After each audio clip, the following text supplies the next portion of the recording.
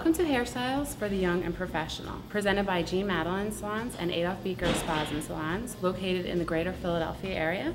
My name is Allison, and I'm one of the stylists here at Adolf Biecker Studio. We're located on 138 South 34th Street in Philadelphia. We're going to be doing two looks today. One look is going to be a look that you can wear with your hair down. It is a looser wave, so it's not going to be such a set curl. It's going to be a little bit more of a natural wave, which is really what we're seeing in a lot of magazines and movies and on television.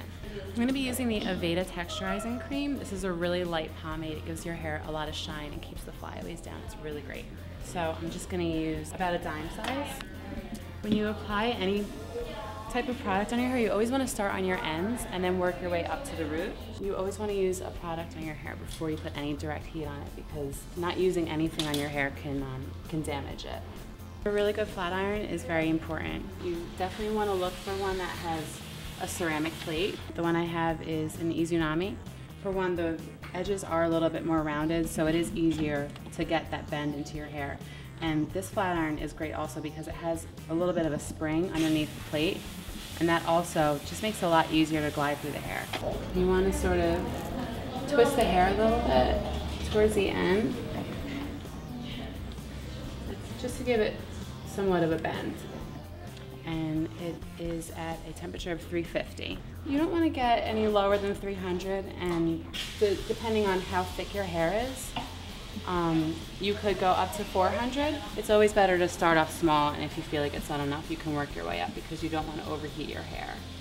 And when you're doing this section in the nape, you don't need to do as much of a tight curl, or a little bit more of a bend on the end with longer hair, because you're not really going to see too much of the curl in the back anyway. And as you work your way up to the top, then you can start making the curls a little bit more defined.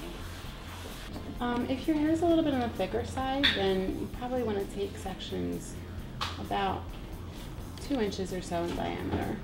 But if your hair is on the finer side, you can go a little bit larger. Sometimes if you're having difficulty getting through the curl, which can happen, try not putting so much tension on it. You can kind of like very quickly open and close your flat iron so that you still get that curl in there, but you're not really tugging at it so much. I'm going to take the Air Control from Aveda. It's a light, flexible hairspray. It goes on the hair very lightly. So I'm just going to flip my head over. And just take a look and see if there's any pieces that sort of got away that need to just be touched up a little bit. So like here, I'm a little bit straighter on the left side, so I'll just go in and just touch up a little bit more.